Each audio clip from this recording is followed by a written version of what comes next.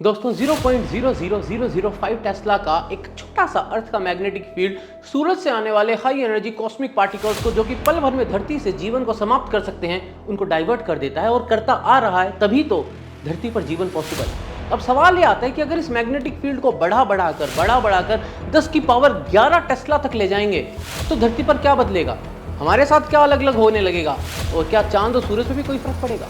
दोस्तों, मैं हूं तुम्हारा mentor friend Manish Purohit, I'm a firm scientist, और आज हम इस विचित्र गुत्थी को सोल्व करने वाले हैं। अब कुछ सवाल हमारे पास पहले आ जाते हैं। पहला सवाल, क्या फिजिक्स कोई अपर लिमिट लगाता है कि मैग्नेटिक फील्ड की स्ट्रेंथ कितनी हो सकती है? दूसरा, क्या इतनी मैग्नेटिक फील्ड की स्ट्रेंथ हम बना सकते हैं? मैं बात कर रहा हूं 10 की पावर 11 टेस्ला की। तीसरा, अगर इतना मैग्नेटिक फील्ड बन गया तो वो मैग्नेटिक फील्ड हमारे साथ इंटरैक्ट कैसे करेगा, हम बच भी पाएंगे या खत्म हो जाएंगे? तो दोस्तों, सबसे पहले शुरुआत करते हैं फिजिक्स से। तो फिजिक्स मैग्नेटिक फील्ड की अपर लिमिट के ऊपर कोई भी नियम कानून नहीं लगाता है। मैग्नेटिक फील्ड की स्ट्रेंथ आप जितना चाहो उतना बढ़ा सकते हो, लेकिन फिर भी एक ऐसी थ्योरी है मैग्नेटिक फील्ड की जो ये कहती है कि अगर आप मैग्नेटिक फील्ड को बढ़ाए जा रहे हैं, यानी आप मैग्नेट की स्ट्रेंथ को बढ़ाए जा रहे हैं, तो हो सकता है एक ऐसा पॉइंट आए, वेरी हाइपोथेटिकल, कि वहां पर हम जनरेट कर दें मैग्नेटिक मोनोपोल। अब ये बात हम जानते हैं कि मैग्नेट के जो पोल्स हैं वो अलग अलग एग्जिस्ट नहीं करते। हाँ, बहुत लंबे समय से इसके ऊपर डिबेट चल रहा है और ये प्रपोज हो चुका है कि जैसे पॉजिटिव और नेगेटिव चार्ज अलग अलग रह सकते हैं, वैसे ही मैग्नेट के भी नॉर्थ और साउथ पोल को अलग अलग किया जा सकता है। लेकिन आज तक इसको किसी ने होता हुआ नहीं देखा है। क्यों? क्योंकि यह माना जाता है कि ऐसा फिनोमेना होने के लिए हमें जितनी एनर्जी चाहिए उतनी एनर्जी आज तक हम क्रिएट नहीं कर सके। तो मान लो मैग्नेटिक फील्ड की स्ट्रेंथ को हम बढ़ाए जा रहे हैं 10 की पावर 11 टेस्ला, 12 टेस्ला, 13 टेस्ला, 10 की पावर 14, 15, 16, 10 की पावर 20 टेस्ला। तो एक ऐसा पॉइंट आएगा जहां पर मैग्नेट के मोनोपोल अलग अलग बन जाएंगे और वो फिर मैग्नेटिक फील्ड की स्ट्रेंथ को और बढ़ने नहीं देंगे। तो हाइपोथेटिकली या वर्चुअली मैं कह सकता हूं कि वैसे तो फिजिक्स कोई नियम कानून या लिमिट नहीं लगाता कि मैग्नेटिक फील्ड की मैक्सिमम स्ट्रेंथ कितनी हो सकती है, लेकिन फिर भी कहीं ना कहीं कोई एक थ्योरी किन्हीं पुराने पन्नों में लिखी हुई है जो ये प्रपोज करती है कि there will be some limit. MRI scans हमने बहुत बार देखे हैं, जो दिमाग के अंदर होने वाली गतिविधियों को पढ़ते हैं, उनके अंदर मैग्नेटिक फील्ड की स्ट्रेंथ 3 टेस्ला होती है। 3 टेस्ला का मैग्नेटिक फील्ड इतना स्ट्रांग होता है दोस्तों कि अगर गलती से आप कोई रिस्ट वॉच पहन के चले जाएं मेटालिक, या फिर आपके पेस मेकर लगा हुआ है, तो तुरंत वो पेस मेकर जो है वो खराब हो जाएगा और इट कैन कॉज डेथ। और अगर गलती से मेटालिक स्ट्रेचर उस एमआरआई स्कैनर के पास पहुंच गई तो 3 लोगों को जोर लगाकर पकड़कर उसको बाहर खींचना पड़ेगा, नहीं तो मैग्नेटिक फील्ड जस्ट 3 टेस्ला का मैग्नेटिक फील्ड उस मेटालिक स्ट्रेचर को अंदर खींचकर पूरे सिस्टम को खराब कर देगा। अब सवाल ये आता है, तो क्या कहीं पे ऐसी पॉसिबिलिटी है कि हम 10 की पावर 11 टेस्ला का इतना स्ट्रॉन्ग 10,000 करोड़ टेस्ला की स्ट्रेंथ का मैग्नेटिक फील्ड देख सकें? तो दोस्तों, ये ऑब्जर्वेशन हो चुकी है। हम समय में थोड़ा पीछे जाते हैं और बातें करते हैं 1979 की कुछ ऑब्जर्वेशंस की। सोवियत संघ की कुछ सैटेलाइट्स नासा की, कुछ डिफेंस सैटेलाइट्स अमेरिका की, कुछ ऑब्जर्वेटरीज सोवियत संघ की, उन सब ने अचानक 1979 के साल में बहुत अटपटी सी रीडिंग्स नोट करी। और ये जो सारी रीडिंग्स हुई, तकरीबन 15 ऐसी ऑब्जर्वेशंस नोट हुई जो कि एक दूसरे से 1-2 सेकंड के गैप पे थी। लेकिन सारी जो ऑब्जर्वेशंस थी वो यह बता रही थी कि कहीं ना कहीं कोई एक ऐसा फिनोमेना हुआ है जो कि सबसे पावरफुल सुपरनोवा एक्सप्लोजन से भी 100 गुना ज्यादा पावरफुल है। अब वो था क्या, उसका कारण क्या था, इसके पीछे सारे के सारे जो एस्ट्रोनॉमर, एस्ट्रोफिजिसिस्ट और रिसर्चर्स थे अपने दिमाग को खुजलाने लगे। फिर एक थ्योरी प्रपोज हुई कि हो सकता है कि एक ऐसा फिनोमेना कॉस्मोस में होता हो जहां पर एक स्टार जो कि हमारे सूरज से 15 से 20 गुना बड़ा हो, वो कोलैप्स कर जाए, उसमें सुपरनोवा एक्सप्लोजन हो और जो उसका इनर कोर हो वो 15 से 20 किलोमीटर के डायमीटर के छोटे घेरे में बंद हो जाए और अपने साथ रख ले सूरज के मुकाबले 1.5 गुना मास, यानी हमारे सूरज से 1.5 गुना मास, लेकिन जस्ट 20 किलोमीटर के एक स्फीयर के अंदर जिसका डायमीटर 20 किलोमीटर का है। That will become super dense. कितना डेंस? उसकी डेंसिटी हो जाएगी 10 की पावर 17 kg पर मीटर क्यूब। ये डेंसिटी तकरीबन उतनी होती है जितनी हमारी न्यूक्लियस की डेंसिटी होती है एक एटम के अंदर। उसको हम कहते हैं न्यूट्रॉन स्टार। अब ये जो न्यूट्रॉन स्टार है, अगर ये न्यूट्रॉन स्टार बहुत ज्यादा सुपर हाई मैग्नेटिक फील्ड को अपने साथ लेके चल रहा है तो हम उसको कहते हैं मैग्नेटार। तो 1990s में यह प्रपोज हुआ कि देयर इज अ पॉसिबिलिटी कि एक मैसिव स्टार जब मरे तो वो मैग्नेटार बन सकता है। ये जो मैग्नेटार्स हैं इनका मैग्नेटिक फील्ड जो है वो एक्सपेक्टेड होता है कि चला जाता है इन द रेंज ऑफ 10 की पावर 11 टेस्ला। बिल्कुल दोस्तों, 10 की पावर 11 टेस्ला। अब ये जो मैग्नेटिक फील्ड है जो मैग्नेटार से मिलता है, क्या इसकी कोई ऑब्जर्वेशन है हमारे पास? तो हम सीधा जंप करते हैं साल 2004 में।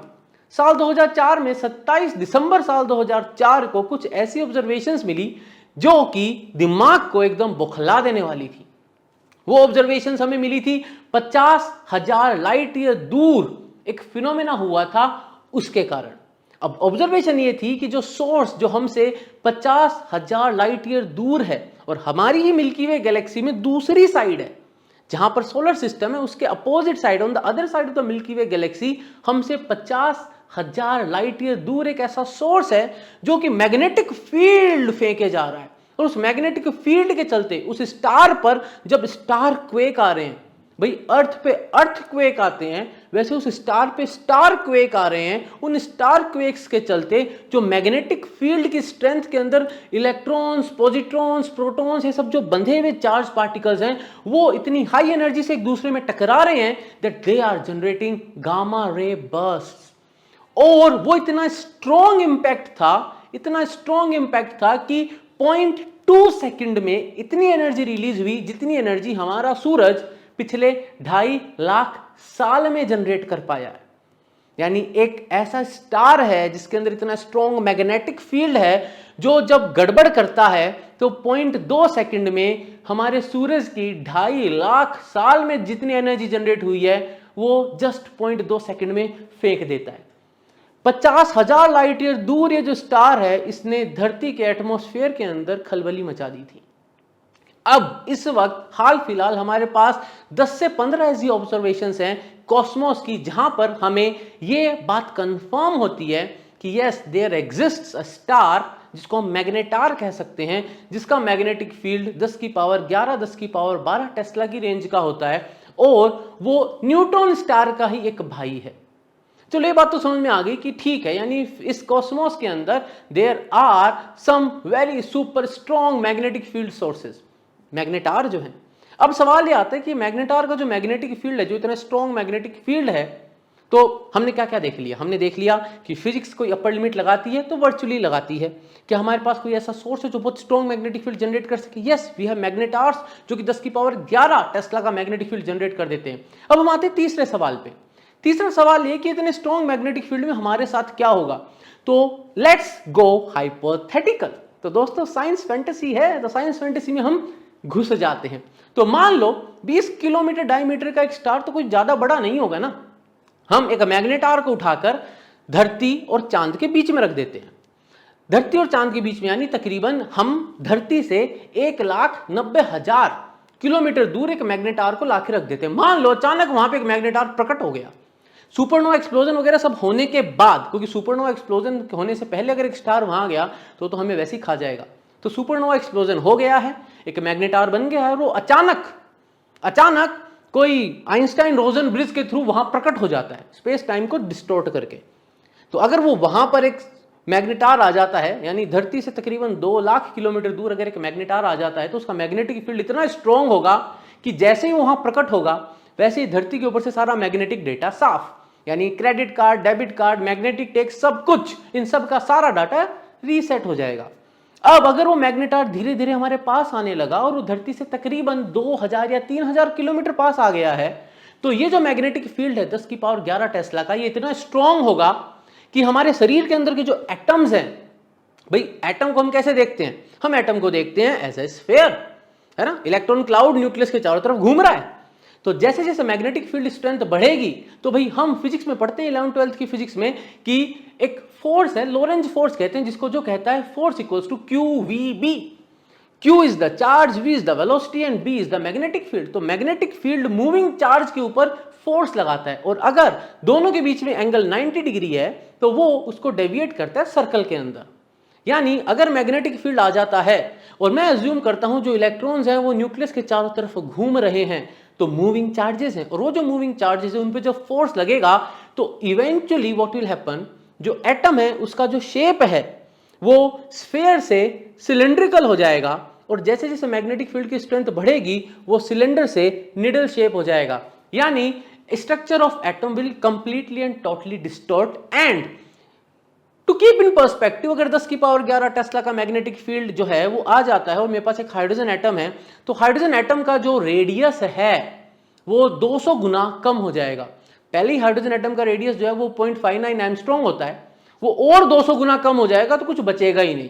और इवेंचुअली अगर ऐसा होगा तो केमिकल बॉन्ड्स टूटने लग जाएंगे। तो हम ये कह सकते हैं कि इतने स्ट्रॉन्ग मैग्नेटिक फील्ड के पास अगर हम जाते हैं और हम उससे अगर 1000 किलोमीटर दूर भी हैं, तो उस पॉइंट पर हमारे शरीर का जो बायोकेमिकल स्ट्रक्चर है, केमिस्ट्री तो पूरी साफ, केमिस्ट्री साफ तो बायोलॉजी भी गई।